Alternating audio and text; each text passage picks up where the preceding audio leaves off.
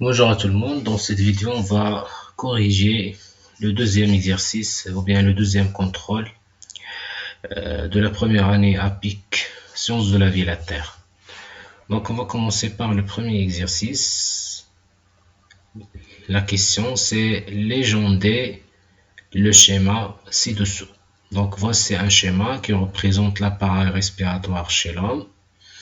Et vous avez 4 numéros à compléter et à légender.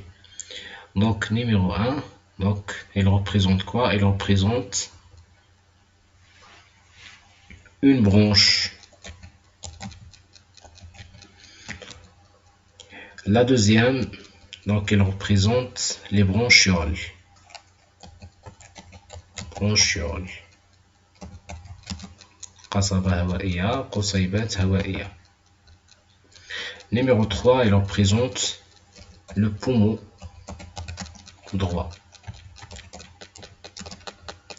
Et numéro 4, ce sont les alvéoles pulmonaires.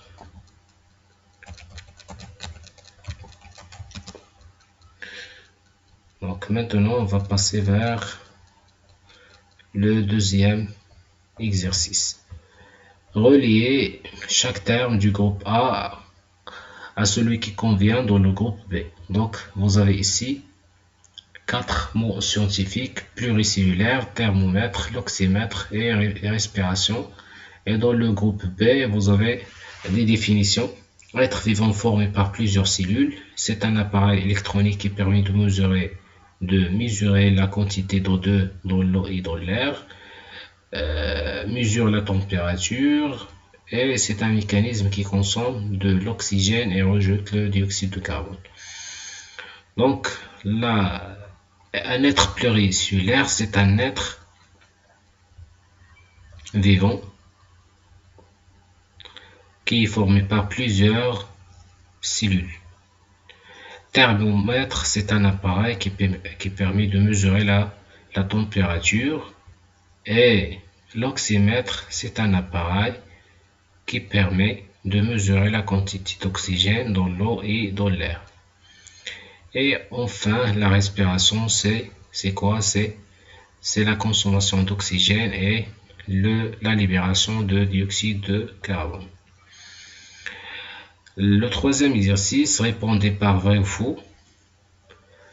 Donc, les bronchies, les bronchies permettent les échanges gazeux entre l'air et le sang. Donc, c'est faux. Pourquoi? Parce que les bronchies, ce sont des organes respiratoires aquatiques qui se trouvent chez les poissons et qui permettent les échanges gazeux entre l'eau et l'air. Donc la réponse, c'est faux. La deuxième information, chez le poisson, l'eau entre par l'opercule et ressort par la bouche. Donc dans le cours, donc tu as vu que l'eau colorée, elle pénètre par la bouche et elle quitte l'organisme à travers les yeux. Donc c'est aussi faux.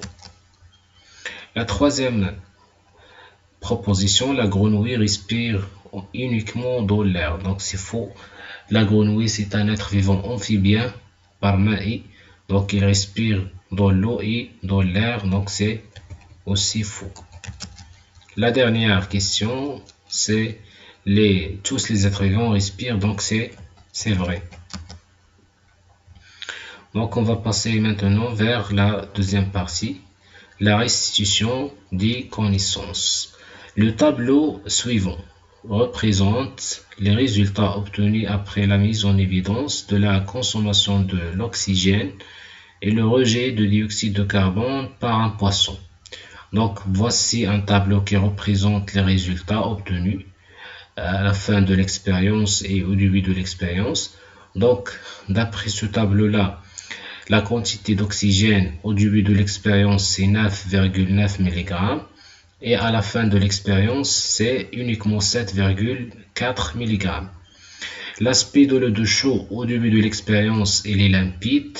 Et à la fin de l'expérience, il est troublé. Donc, on va liser les questions. La première question, pourquoi l'eau de chaud trouble-t-il à la fin de l'expérience? Donc d'après le tableau, à la fin de l'expérience, l'eau de chaud il devient troublé. Donc vous avez vu dans le cours que l'eau de chaud c'est un liquide qui réagit avec le dioxyde de carbone. C'est un liquide qui est limpide, clair, transparent qui devient troublé en présence de CO2. Donc pourquoi l'eau de chaud trouble-t-il à la fin de l'expérience? Donc l'eau de chaud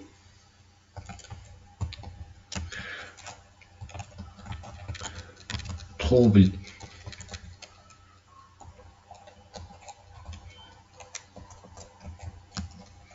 à la fin de l'expérience, à la fin, car le poisson respire ou bien rejette le dioxyde de, donc entre guillemets, rejette le CO2. La deuxième question, calculer la quantité d'oxygène absorbée par le poisson. Donc, d'après le tableau, vous avez une quantité d'oxygène au début de l'expérience qui est 9 mg, et à la fin, il devient 7,4. Donc, la quantité consommée par le poisson, c'est la différence. Donc, 9,9 mg par litre moins 7,4 mg par litre. Donc le total c'est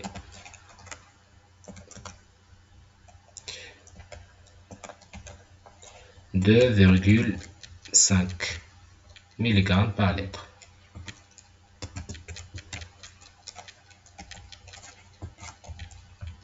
Donc on va faire la différence. نديرو الطرح كمية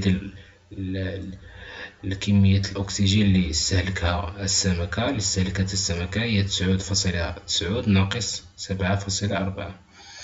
La troisième question, pourquoi la quantité de l'oxygène diminue à la fin de l'expérience?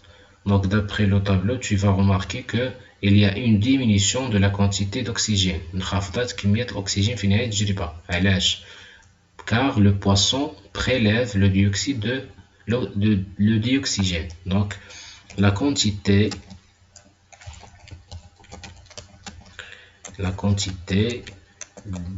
d'O2,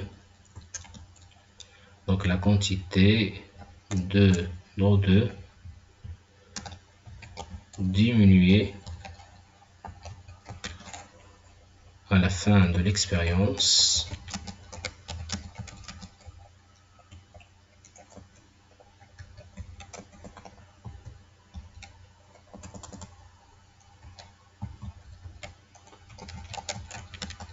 car, ou bien parce que le poisson respire ou bien prélève le dioxygène.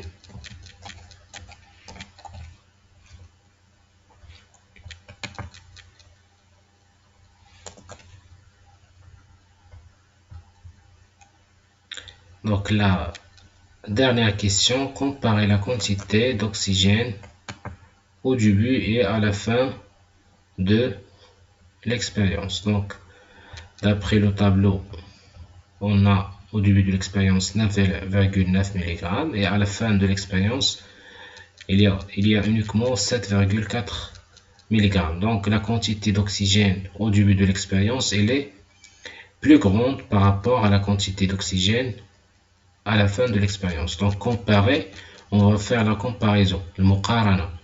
donc في المقارنة تنقولوا أكبر أصغر. donc كمية الأكسجين في البداية كانت 9.9 في النهاية ولات 7.4. donc كنجاوبو بهذه الطريقة. donc d'après le tableau, je remarque ou bien on constate, je remarque que la quantité d'O2 au début de l'expérience, au début est plus grande ou bien plus élevée ou bien supérieure et plus grande que ou bien par rapport à la quantité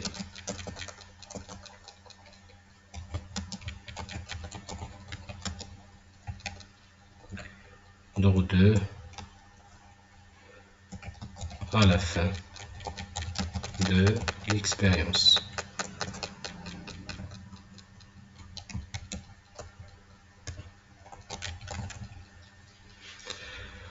Donc, voici les réponses de l'exercice 1 de la deuxième partie.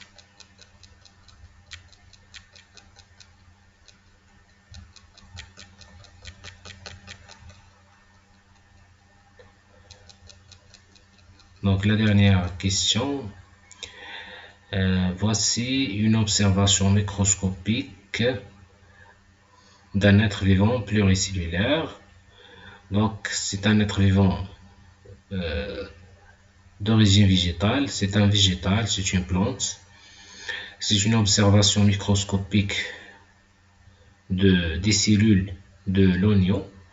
Donc, la question, schématiser une cellule végétale avec un titre, une légende, et dans la légende, tu vas mettre membrane cytoplasmique, le cytoplasme, le noyau.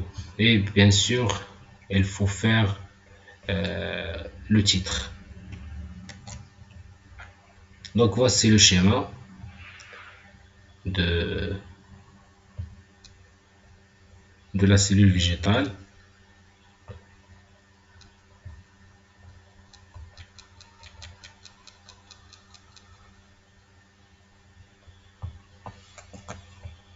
Donc, voici le schéma d'une cellule végétale.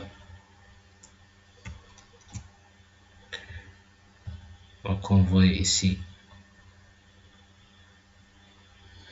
la cellule végétale.